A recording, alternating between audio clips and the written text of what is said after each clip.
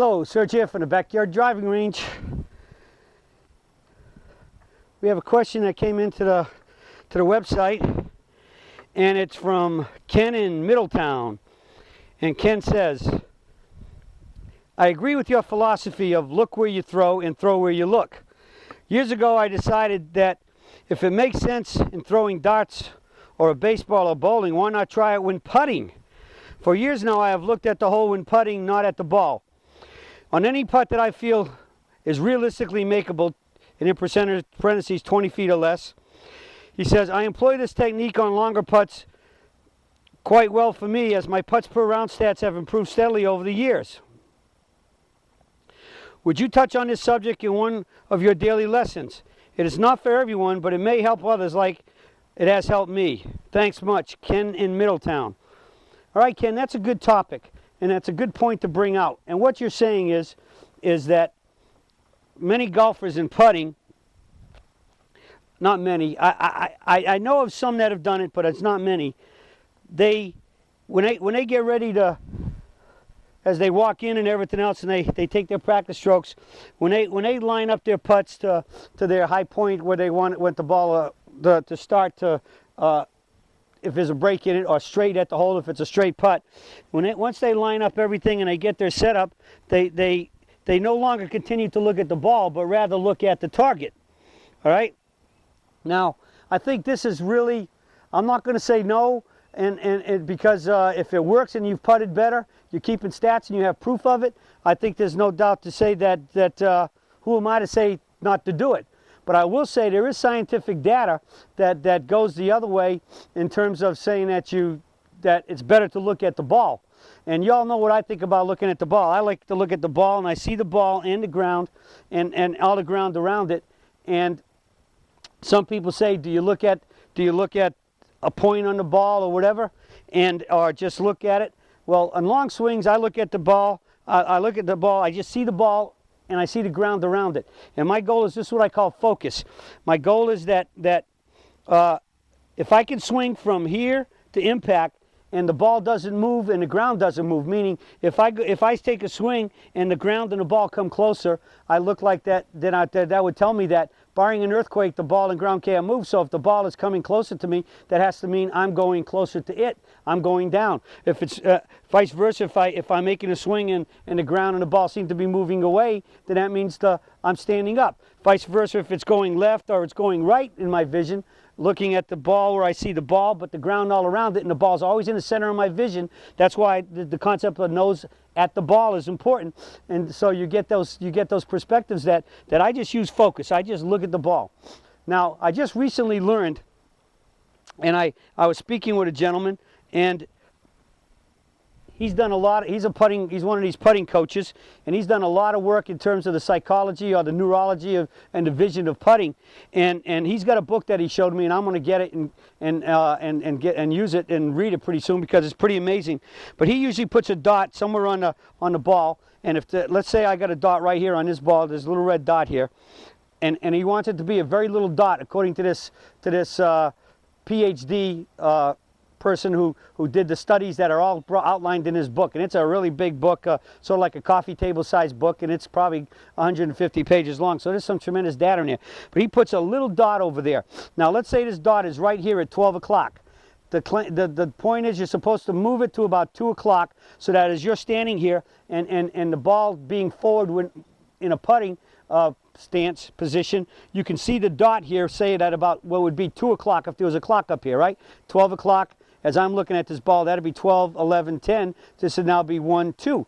And it's a very small dot. It claims to keep it small and to focus on that dot in putting, because I actually use the term that people occasionally say I move my head, but I know my biggest issue is not moving my head, but I got what I call wandering eyes. My eyes move too much. I have a tendency for my eyes to follow the backstroke, follow the stroke going through, and in many cases, even though I'm not moving very much, my eyes are following the ball already. So if it's following it this way and that way, I'm losing a pure focus on the ball.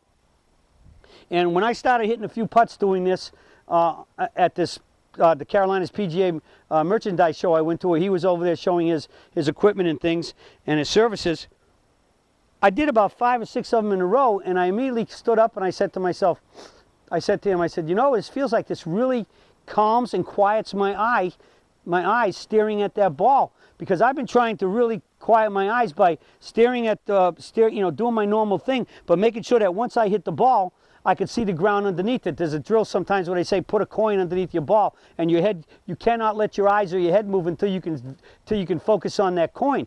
And I was still having trouble doing that. But when I looked at the dot, it was so little, and keep focusing on it, it calmed my eyes, and it quieted them.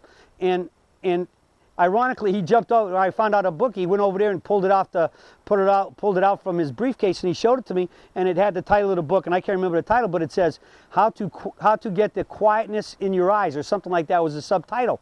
And it was the same word that author used. And so I'm going to go out and try it. I haven't been able to get out and play yet. It's been raining here since I got back. But the point is I think that dot works.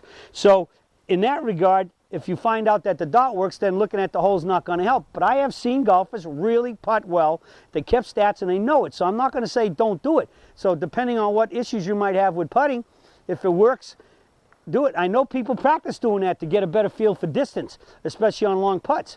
But again, I think that there's also a scientific thing that Dr. Ned Armstrong, my orthopedic surgeon, when he did my first teacher certification program, and he came up and talked about the physiology involved in the body, he said there is a tripod effect to actually balance. And a tripod effect is, with the golf swing, is that even though we keep our knees outward pressure and not wide, looking like 2 legs of a tripod, and we keep in keeping our position of the wide knees outward pressure with the knees up in line, and ankles, knees, and hips up towards the shoulders, he says the third tripod is your vision to the ground.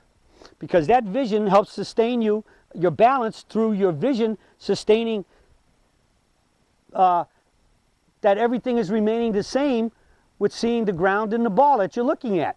So I think if you take that into account, and Doc called it the tripod effect, that you don't want to be, I guess, if you don't have any issues that you need to look at the hole, you need to be looking on all shots and the hit, at the ball, at the ground. And if you go to the detail that I use with my focus thing I've already talked about, that helps you know that you could be moving if the ball on the ground's moving, that you are the only one that could be moving, because the ball's not going to move on the ground, barring an earthquake. So that vision, that focus to a point there, and in my case I'm looking at everything around it with the ball in the middle. Any movement is going to be shown or seen in my brain by the fact that the ball on the ground's moving. So again, I think I've just learned this thing just 2 days ago, that little ball on top, that little spot on the top of the ball really was good at getting me into my posture, and it actually calmed my eyes down, and they got much more calm, stable, and quiet, and I could make a pure stroke, because the littlest bit of movement can start changing the fact of hitting the sweet spot. And when you got any putt and you miss the sweet spot a little bit, it's not very likely going to have enough speed to get to the hole, and if it never reaches the hole, it doesn't go in, period. And if you do reach the hole, the lightest little bit of off-centeredness can cause the putter to twist, or the ball to be deadened a little bit and not have enough speed to hold its line going to the hole. So you can work on those 2 things. But again, I have no problem.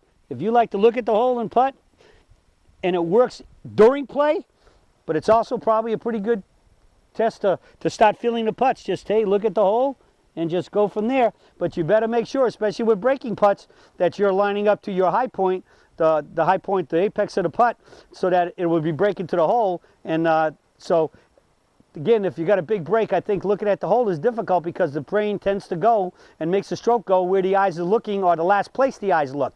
In this case, looking at the hole, they're looking at the hole, so I think you need to be aligned to which one way or the other for your high point. But like I said, if it works for you, go ahead and do it. And because what all that counts is being able to execute better, make better putts, make better swings, hit better shots, hit better putts, so you can shoot those lower scores. That's it for the search for today on vision and how it can help us or hurt us. And we naturally only want it to help us. Okay, well that's it, and I'll be talking to you all again soon.